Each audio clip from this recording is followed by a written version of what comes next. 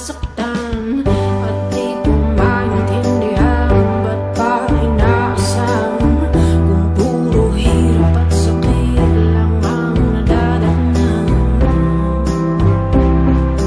Ba't nakakaganyan di mabitiwan, di titigilan, di makatulog hanggang muling mahagkan. Traidor na pag-ibig, oh, kay Lupit. Traidor. Hi Mayor, ito na po pala yung pampadulas para sa project or sa road project. Huwag ka mag-alala, kahit mumurahin lang yung materials, hati tayo sa kita. Sige, basta mapirma na agad yung kontrata. Alam mo naman dito sa atin, mabilis ang mga bagay-bagay.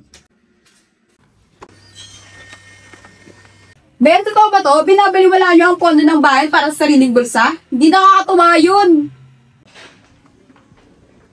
Mayor, yung paaralan namin, sira ang bubong, kulang ang libro. Balita ko, malaki daw ang budget. Saan napunta? Oo nga po, yung ibang ayuda ng pandemic hindi man lang dumating ng buo. Yung ibang pamilya wala talagang natanggap. Hindi ba dapat inuuna ang mga tao, hindi ang bulsa?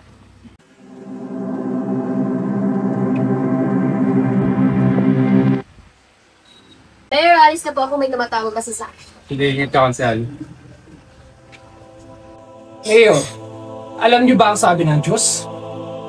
Babasahin ko Mateo chapter 5 verse 6. Mapalad ang mga uhaw at gutom sa katarungan, sapagkat sila'y bubusugin. Kung inuuna ninyo ang sariling kapakanan at pinapahirapan ninyo ang mga bata at mahihirap, ang tunay na pamumuno ay dapat tapat na paglilingkod. Oo nga, Fathers. Napakalaki ng kasalanan na nagawa sa bayan. Hayaan nyo, ibabalik ko ang pondo ninakaw ko at papanigurado kung mapupunta ito sa pondo ng bayan. Bigyan na tauhan ka, Mayor. Yan ang dapat. Katanungan at serbisyo, hindi ko rakot. Salamat Mayor, sana lahat ng pinuno ay may takot sa Diyos at may malasakit sa tao. Kung may tapang na gobyerno, magkakaroon ng pag-asa ang mga kabataan at ang ating bayan.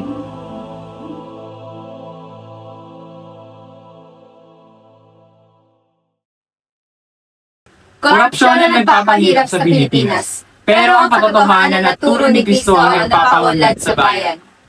Piliin natin ang paglilingkod ng tapat at may malasakit